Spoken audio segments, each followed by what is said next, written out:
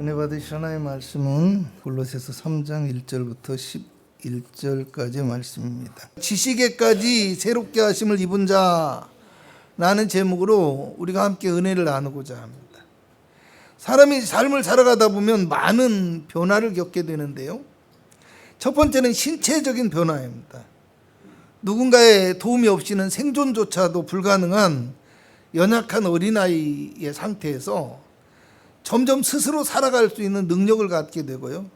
그리고 타인을 돕거나 영향력을 미칠 수 있는 사람으로 자라나는 육체적인 성장을 하는 것이 바로 신체적인 변화입니다. 두 번째는요, 의식과 생각의 변화입니다. 막 태어났을 때는 배가 고프고 배설을 하면 울던 어떤 1차원적인 생각으로 시작하게 되지만요, 점점 주변에 있는 사물에 대하여 분별하고 판단하는 능력이 생겨나고요, 삶에 대한 어떤 가치관과 분별력을 가지고 자신에게 일어나는 일들에 대해서 스스로 평가하고 또 결정을 할 수 있는 성숙이라는 과정에 이르게 되어집니다. 여러분, 육체적인 성장이나 성숙의 과정은요, 누구나가 자신의 어떤 유전적인 요인이나 주변의 환경에 영향을 받아서 자연스럽게 성장하고 변화되어지는 것이라고 할 수 있습니다. 부모의 외모가 자녀에게 유전되어지는 것, 그리고 성격, 언어생활, 습관, 삶의 태도, 생각이나 가치관 같은 것들도 어떤 부모 밑에서 자라난가, 또 내가 어느 지역에 사는지, 다니는 학교가 어딘지 하는 이런 환경적인 요인에 의해서 영향을 미친다고 할 수 있습니다. 그래서 정치나 문화 같은 것들도 지역에 따라 극명하게 다른 거, 우리가 우리나라에서도 늘 느끼는 것이잖아요. 근데 또 신기하게도요, 같은 부모 밑에서 자란 형제가 신체적인 부분은 닮기는 했지만 생각이나 가치관이 다르고 또 삶의 태도나 습관 같은 것도 너무 다른 경우들이 있고요. 또 같은 지역에서 태어나서 함께 자란 친구들 간에도 생각과 가치관이라는 것이 전혀 다른 경우들이 많이 있습니다. 그냥 평범한 일상을 살아갈 때는 그거 우리가 잘 못 느껴요. 그잖아요. 그러다가도 어떤 특별한 일이 있거나 해서 중요한 결정을 해야 될 때, 이런 때는요, 나와는 생각이 너무 달라서 접점을 찾지 못하고 어려움을 겪을 때가 있어요. 그렇죠? 깜짝 놀라게 되죠. 그러면 이렇게 나하고 생각이 다른가. 그러다 보면 때로는 그런 일들로 인해서 관계가 완전히 틀어져 버리는 그런 경우들도 종종 있습니다. 왜 그럴까요? 성장의 과정을 통해서 자기만의 변화라는 것을 겪기 때문입니다. 그래서 세 번째로 생각할 수 있는 것이 무엇이냐? 심정의 변화라는 거예요. 심정. 다른 사람이 아닌 나만이 겪는 어떤 일이나 똑같은 상황 속에서도 어떻게 그것을 바라보고 어떻게 그것을 해석하느냐에 따라서 자기 삶의 가치관과 생각이 달라지기 때문에 내 마음속에 품고 있는 생각과 감정과 태도가 자기 생각이나 상황에 따라서 변하고 그 고착이 되어져 버리기 때문입니다. 그래서 같은 형제끼리도 어떤 일이 생기잖아요. 부모하고 무슨 마찰이 생기거나 어떤 상황이 벌어지게 되어지면 같은 형제끼리도 하나는 막 극명하게 화를 내고 참지 못해요. 그런데 또 하나는 어떻겠습니까? 그냥 왜 그래? 화를 낼 이유가 없다, 이렇게 얘기하기도 하고요. 또 하나는 그냥 자기하고 상관없는 것처럼 그렇게 반응하는 것들, 이런 경우가 있는 거예요.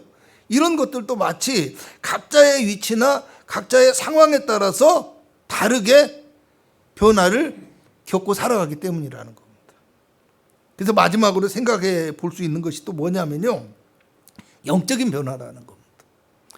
요한복음 3장을 보면 니고데모라는 사람이 예수님을 찾아오게 되어져요. 그리고 예수님께 뭐라고 하냐면, 라비여, 당신은 하나님께로부터 오신 선생인 줄 아나이다. 하나님이 함께 하시지 아니하시면 당신이 행하시는 이 표적을 아무도 할 수 없음이다 라고 고백하게 되어지죠. 자, 이 사람은 태어나면서부터 율법을 연구하는 바리새인으로 태어났어요. 그 부모가 바리새인이었다라는 얘기예요. 그리고 훌륭한 선생으로부터 교육을 받고 유대인의 지도자가 되어졌어요. 누구보다도 월등한 학문을 가지고 성경을 늘 연구하고 있고요. 하나님에 대해서는 정말 확고한 지식과 신학적인 바탕을 가지고 믿음을 지키면서 그렇게 살아가는 사람이라는 겁니다. 그런데 그런 사람이 자기가 가졌던 모든 생각을 다 던져버리고 예수님을 찾아왔다라는 겁니다. 왜 그랬을까요? 예수님의 가르치시는 말씀과 예수님이 행하시는 표적을 보고서 심정의 변화가 일어났었다라는 겁니다. 근데 예수님께서 이 사람에게 뭐라고 하냐면 사람이 거듭나지 아니하면 하나님의 나라를 볼 수 없다라고 하시고 또 사람이 물과 성령으로 나지 아니하면 하나님의 나라에 들어갈 수 없느니라고 말씀합니다. 다시 태어남, 곧 거듭남이 있어야 하나님의 나라를 바라보고 하나님의 나라에 들어갈 수 있는 진정한 성도가 될 수 있다라는 것을 말씀하고 있는 겁니다. 여러분, 물과 성령으로 거듭난다라는 말은요, 물 세례와 성령 세례를 가리키는 말이라고 합니다. 마태복음 3장 11절을 보면 세례 요한이 예수님을 가리켜서 말씀하시기를 나는 너희로 회개하게 하기 위하여 물로 세례를 베풀거니와 그는 성령과 불로 너희에게 세례를 베푸실 것이라고 말씀합니다. 그러니까 물 세례는 뭐냐? 복음의 말씀을 들은 사람들이 회개하고 하나님께 나오며 받는 심정의 변화와 거듭남의 세례라고 한다면요. 성령 세례는 뭐냐? 믿음으로 주를 고백하며 회개할 때 임하는 성령의 임재하심으로 인해서 그리스도와 연합을 이루게 되어지는 것이라는 것. 그래서 죽었던 영이 다시 살아나는 영적인 변화, 거듭남의 역사, 이것을 성령으로 거듭난다라고 할 수 있는 겁니다. 여러분, 이렇게 새롭게 되어지는 거듭남이 있어야 하나님의 나라의 백성으로서 진정한 자격을 얻을 수 있다는 말이 될 수 있는데요. 우리가 이 말씀을 좀 다른 측면에서 바라볼까 합니다.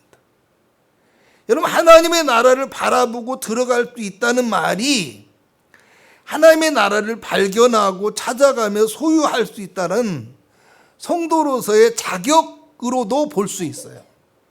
흔히 우리가 생각하는 거죠. 그렇지만 또 다른 측면에서 본다면 하나님의 나라를 바라본다라는 말은요, 그것을 향해서 시선을 두고 나아가는 삶의 방향성이라고 볼 수 있다라는 거예요. 그리고 또 하나님의 나라에 들어간다라는 말은 그것을 인생의 목표로 삼고 살아가는 삶의 목적성이라고 그렇게 이해할 수도 있다라는 겁니다. 이런 측면에서 바라본다면 사람이 물과 성령으로 거듭나면 삶의 방향과 목적이 하나님의 나라를 향하게 되어 있다는 것이고요. 또 그렇기 때문에 물과 성령으로 거듭난 사람이라고 한다면 삶의 방향과 목적이 하나님의 나라로 변화될 수 있어야 된다는 겁니다. 이게 무슨 얘기냐면 영적인 변화가 없이는 삶이 변화될 수 없다는 거예요. 또 변화된 사람이라고 한다면 삶에서 변화된 모습을 드러내는 진짜 믿음의 삶이 나타날 수 있어야 된다. 이 말이라고 할 수 있다는 겁니다. 여러분, 1996년에 영화 보스라는 제목의 영화가 나왔었어요. 어떤 영화냐면 1980년대에 우리나라의 전국구 3대 폭력 조직의 이 하나인 특별한 그 조직의 이 두목이었던 사람이 감옥에서 회심을 한 거예요. 그리고 갱생을 하고 난 다음에 자신의 일대기를 영화로 만들어낸 작품이 이 보스라는 영화였어요. 이 놀라운 것은 이 사람이 감옥에서 출소하고 나니까 여의도 순복음교회 조영기 목사님께서 그 사람에게 기도도 해주고 또 여의도 순복음교회에서 결혼식도 올리고 주례도 또 서주셨어요. 다수의 국회의원들이 아주 기쁨으로 그 사람에게 축하의 화환을 보내기도 하고 또 많은 이름 있는 배우들이 또 그 사람의 작품인 이 일대기를 그린 보스라는 영화에 배우로 출연을 해줬어요. 그러다 보니까 사실은 작품성이 굉장히 떨어지는 허접한 영화임에도 불구하고 뭐 10만 정도, 그 당시에는 꽤 많은 관객이에요. 10만 정도의 영화 그 관객이 그 영화를 볼 정도로 괜찮은 어떤 결과를 낸 거예요. 그때는 얼마나 성도들이 은혜가 됐겠어요. 그렇잖아요. 여의도 순복음교회에서 직접 교회에서 광고를 해줄 정도니까 굉장히 많은 사람들이 이 모양 저 모양으로 보고 또 이런 사람도 변화될 수 있다 하고 은혜를 받고 그렇게 어떤 전도의 소재로도 사용하고 그랬겠죠. 여러분, 그런데 안타깝게도 얼마 지나지 않아서 이 사람이 다시 감옥에 가는 거예요. 그리고 안타까운 건 지금까지도 온갖 폭력과 범죄에 연루되어서 뭐 재판을 받고 감옥에 오가고 뭐 이런 일들을 반복하고 있어요. 지금 75세가 된 것 같아요. 그런데 75세의 나이에도 불구하고 그 노구를 이끌고 막 선교사가 되어서 선교 단체를 조직하고 선교사가 되어서 해외에 선교를 다닌다고 해요. 근데 그런데도 불구하고 사람들은 그 사람을 가리켜서 무늬만 갱생이라고 합니다. 모양만 갱생했다고 떠들고 다니고 자기 이미지 관리만 하고 있다라는 겁니다. 그리고 이후에 저지른 일들을 보면 그가 회심을 했다는 말은 거짓말이다, 헛소리다, 이렇게 주장을 합니다. 여러분, 저는 그분이 정말로 회심을 했는지 안 했는지 그것은 알 수가 없어요. 하지만 분명한 것은 그는 거듭났다라고 이야기는 하고 있지만 전혀 거듭난 삶의 모습을 보여주지 못하고 있기 때문에 어떻습니까? 오히려 사람들에게 덕이 되지 못하고 비난과 손가락질을 받는 그런 모습을, 또 그런 상황이 펼쳐지고 있다는 거예요. 여러분, 오늘 성경에도 이와 비슷한 이야기라고 할 수 있는데요. 본문 9절에서 10절에는 옛사람과 그 행위를 벗어버리고 새 사람을 입었으니 이는 자기를 창조하신 이의 형상을 따라 지식에까지 새롭게 하심을 입은 자라고 말씀합니다. 자, 옛사람과 행위를 벗어버리고 새 사람을 입었다라는 말과 또 자기를 창조하신 이의 형상을 따라 지식에까지 새롭게 하심을 입은 자라는 말은요, 사실은 표현만 다를 뿐이지 같은 의미의 이야기라고 할 수 있어요. 뿐만 아니라 옛사람과 행위를 벗어버린다는 말은 뭐예요? 그의 삶이 변화되었다는 말이잖아요. 그리고 또 새 사람을 입었다는 말은 그가 거듭난 성도가 되었다는 말입니다. 그러니까 이걸 다시 풀어본다면 삶이 변화됨으로 말미암아 거듭난 성도이고, 거듭난 성도이기 때문에 삶이 변화되는 것으로 사실 이 두 가지가 서로 원인이 되기도 하고 결과도 되기도 하는, 뗄래야 뗄 수 없는 관계라는 겁니다. 거듭남과 변화는 서로가 원인이 되고 결과가 돼요. 뗄래야 뗄 수 없는. 우리가 야고보서 배울 때 믿음과 행함이 같이 일한다고 하잖아요. 그와 똑같은 거예요. 또 자기를 창조하신 이의 형상을 따른다라는 말은 그리스도를 본받는 것이에요. 그리고 지식에까지 새롭게 하심을 입은 자라는 말은 하나님의 뜻에 따라 변화된 것을 의미한다고 할 수 있어요. 그러니까 거듭남과 그의 행실이 분리될 수 없다는 말이죠. 여기서 우리는 사도 바울은 왜 이렇게 성도로서의 실천적인 삶에 대해서 그냥 반복적으로 비슷한 이야기가 계속 반복되는 것처럼 느껴지거든요. 반복적으로 강조하면서 말씀하고 있는가 하는 궁금증이 생길 수밖에 없어요. 그래서 골로새서가 어떤 성경인가를 봐야 되는데요. 여러분, 이 골로새서는 사도 바울이 직접 복음을 전한 것도 아니고 직접 교회를 세운 것도 아니고 한 번도 방문해 보지 못한 교회예요. 자신의 제자였던 에바브라라는 사람에 의해서 세워지고 가르쳐진 교회라고 생각이 되어지는데, 이 교회는 이방인이 중심이 되어져 세워진 이방인의 교회였어요. 그런데도 불구하고 골로새서를 보면 책망의 말이 없어요. 책망의 말이 없어요. 오히려 그들의 어떤 열심, 풍성한 열매에 대해서 바울이 칭찬하고 감동을 받고 그것 때문에 더 너희를 위해서 기도하게 되어진다, 이런 고백을 하고 있습니다. 그런데 한 가지 문제가 있어요. 그게 무엇이냐면 여러 가지 이단들로 말미암아 그들의 신앙이 혼합주의적인 이단의 사상과 사상의 유혹을 받게 되는 거예요. 막 유혹을 받는다라는 거예요. 그로 인해서 이들이 어떤 세상과 타협하거나 신앙이 변질이 되고 무엇보다도 그들이 어떤 존재의 이방인으로 있을 때 행하던 그 옛 습관과 생활로 돌아갈 수 있는 그런 위험이 있다라는 겁니다. 특히나 이들은 어떤 존재들입니까? 하나님을 알던 민족이 아니라, 그잖아요? 알던 사람들이 아니라 완전히 다른 신을 섬기고 그리고 세상 죄악 가운데 세상의 습관과 관습 가운데 살아가는 것이 몸에 배어 있는 사람들이라는 겁니다. 그래서 신앙을 철저하게 주입시키지 않으면, 그리스도 중심의 믿음을 세워놓지 않으면 변질될 위험이 있는 거예요. 그래서 골로새서 2장 8절을 보면 바울이 누가 철학과 헛된 속임수로 너희를 사로잡을까 주의하라 하면서 이것은 사람의 전통과 세상의 초등 학문을 따르며 그리스도를 따름이 아니라고 말씀합니다. 그러니까 이렇게 생각을 해요. 아무리 좋은 말과 아무리 좋은 가르침일지라도 그리스도의 말씀이 아니면 따르지 않는 구별된 모습과 삶의 결단이 우리에게 있어야 된다라는 것. 그리고 3장 20절에 가면 너희가 세상의 초등 학문에서 그리스도와 함께 죽었거든 어찌하여 세상에 사는 것과 같이 규례에 순종하느냐라는 말을 하죠. 그러니까 그리스도인의 삶은 세상과 또 세상의 사람들과 다른 구별된 삶의 모습이 되어야 한다는 말인데요. 그래서 바울이 오늘 본문 1절에서 하는 말이 무엇이냐? 그러므로 너희가 그리스도와 함께 다시 살리심을 받았으면 위의 것을 찾으라.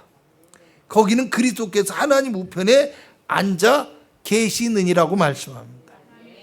그러니까 우리의 삶 속에서 예수 그리스도가 계신 하나님의 나라의 것을 찾는 사람이 되어야 된다는 거예요. 또 2절에서 4절을 가면 위의 것을 생각하고 땅의 것을 생각하지 말라. 이는 너희가 죽었고 너희 생명이 그리스도와 함께 하나님 안에 감추어졌습니다.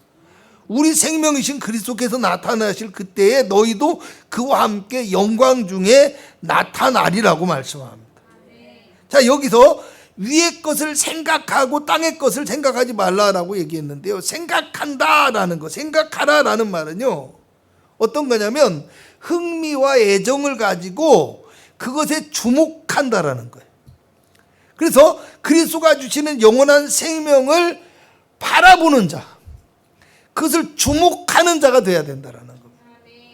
그래서 여러분 하나님의 나라를 바라보고 들어간다 이런 말이 어떤 얘기를 했냐면요, 그곳에 시선을 두고 나아가는 삶의 방향이라고 얘기했어요. 그리고 그것을 목표로 살아가는 삶의 목적으로 이해할 수 있다고 했어요.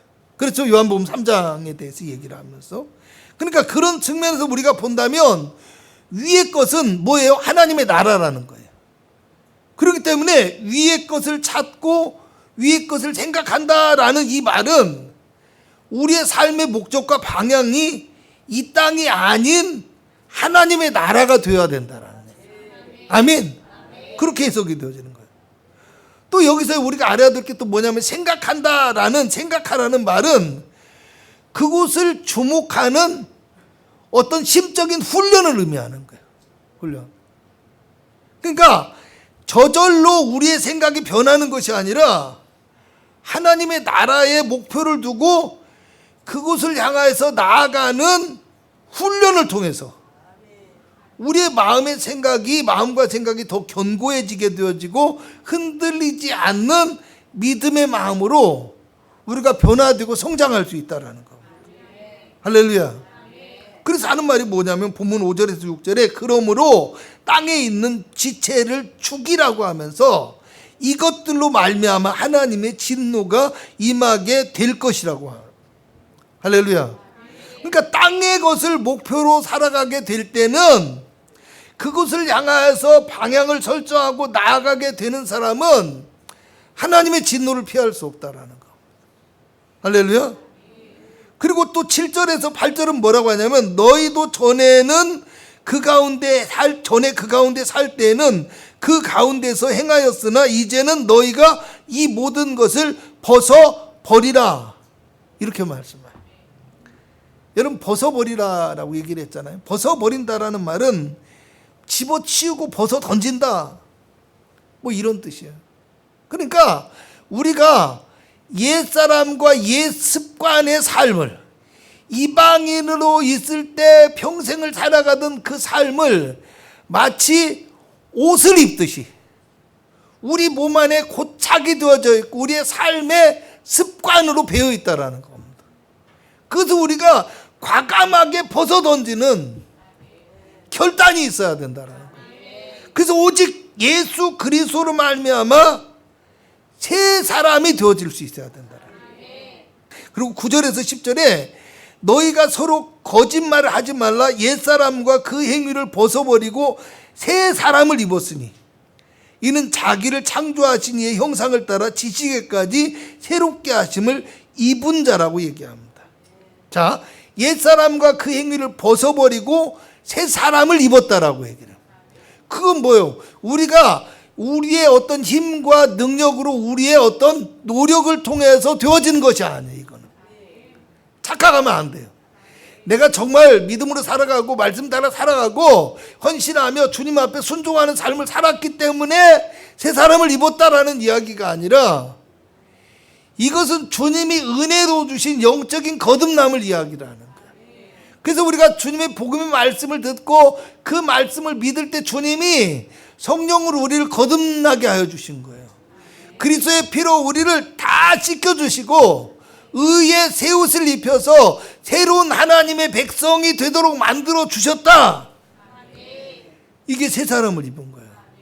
내가 잘나서 되어진 게 아니에요. 교회를 오래 다녔다고 해서 주님 앞에 의의 새 옷을 입은 게 아니에요.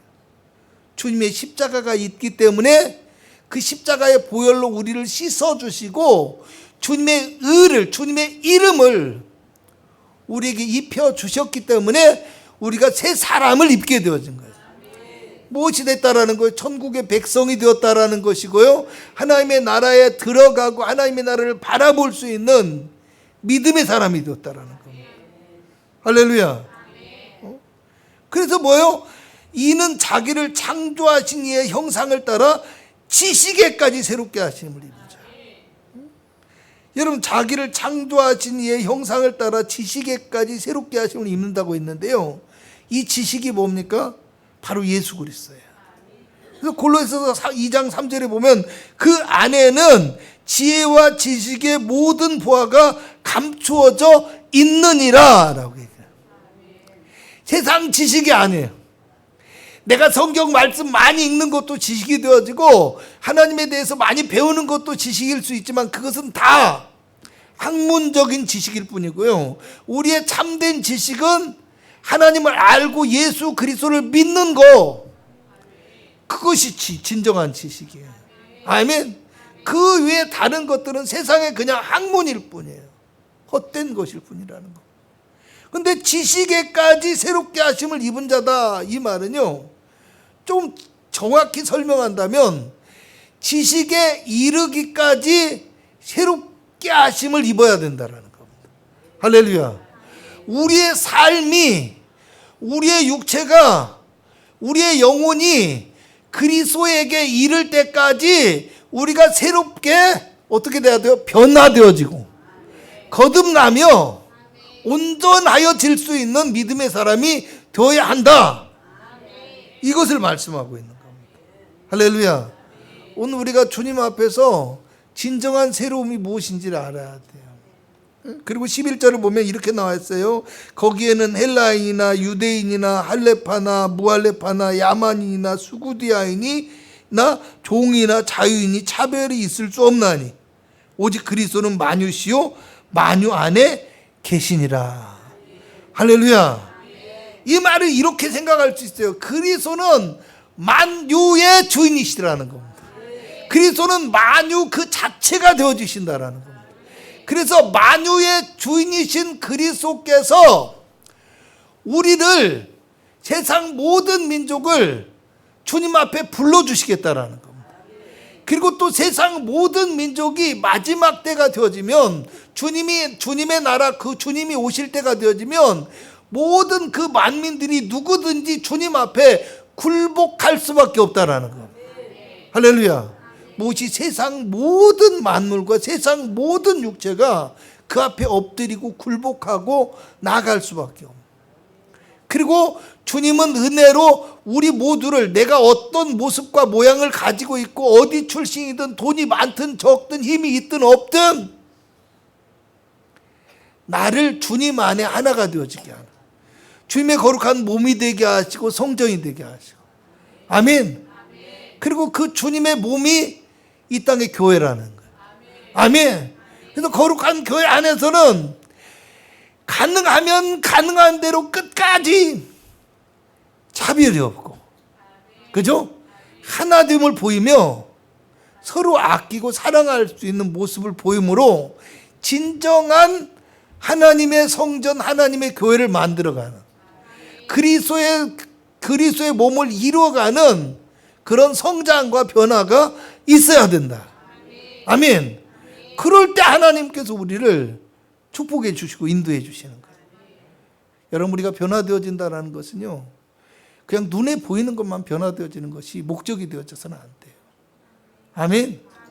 보이지 않는 영적인 변화가 우리 가운데 있을 때 하나님과 내가 하나가 되어지고 예수 그리스도와 연합을 이루고 그리스도 안에서의 진정한 행복과 자유를 누리는 삶을 살아갈 수 있다는 거.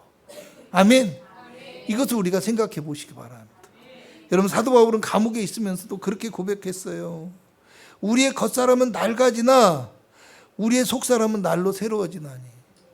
근데 그 다음에 그 이전에 뭐라고 시작했냐면, 그러므로 우리가 낙심하지 아니하노니 우리의 겉사람은 낡아지나 우리의 속사람은 날로 새로워진다.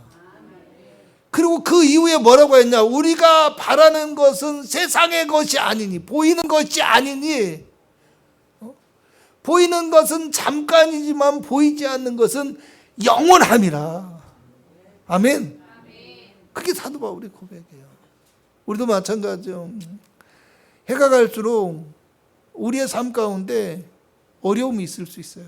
우리 교회도 마찬가지. 점점 고령화가 되어지니까 그 6년 전, 7년 전에 우리 또 성도님들의 모습하고 지금의 모습은 너무나 달라요. 너무나 달라요. 여러분, 안타까울 수도 있고요. 속이 상할 수도 있고, 또 우리 마음속에 근심과 걱정이 있고 미래에 대한 어떤 캄캄한 마음이 들 수도 있어요. 그러나 우리가 가져야 될 비전은 우리의 영이 새로워지는 겁니다. 아멘. 보이지 않는 하나님과 하나님의 나라를 바라보면서 예수 그리스도와 연합을 이루게 되어지면 어떤 불가능한 상황 가운데서도 하나님께서 역사하실 것이라는 믿음을 가지시기를 주님의 이름으로 축복합니다. 또 우리의 삶에도 하나님께서 가진 비전과 꿈이 이루어지는 역사가 나타날 수 있도록 여러분 끝까지 주님을 바라보고 믿음을 잃지 않으시길 바랍니다. 눈에 보이는 것만 변화시켜달라고 그렇게 기도하는 성도가 아니라 보이지 않는 내 영성이 다시 살아나서 새롭게 되어져서 하나님의 뜻을 이루어가며 하나님께서 사용하는 거룩한 백성이 되도록 여러분 힘써 기도하는 저와 여러분이 되실 수 있기를 주님의 이름으로 축복합니다. 기도합니다. 하나님, 변화되어지길 원합니다.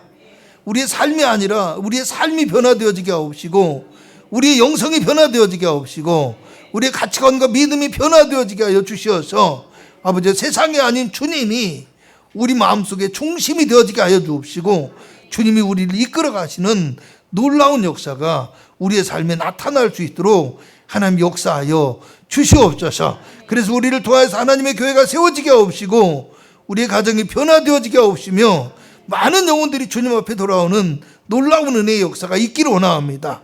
다가오는 새해에는 주님이 우리를 축복하여 주시고 인도하여 주시어서 아버지 하나님, 우리의 영혼이 잘됨과 같이 범사에 잘되고 강건해지는 축복과 은혜를 얻기를 원합니다. 하나님, 우리의 마음을 붙들어 주옵시고 우리의 영혼이 새롭게 되어지게 하여 주옵시며 살아나게 하여 주시어서 하나님의 영광의 도구가 되게 하여 주시옵소서. 오늘도 우리가 가지고 나온 문제와 어려움과 기도의 제목을 주여 들어 응답하여 주시길 원합니다. 예수님의 이름으로 기도합나이다. 아멘.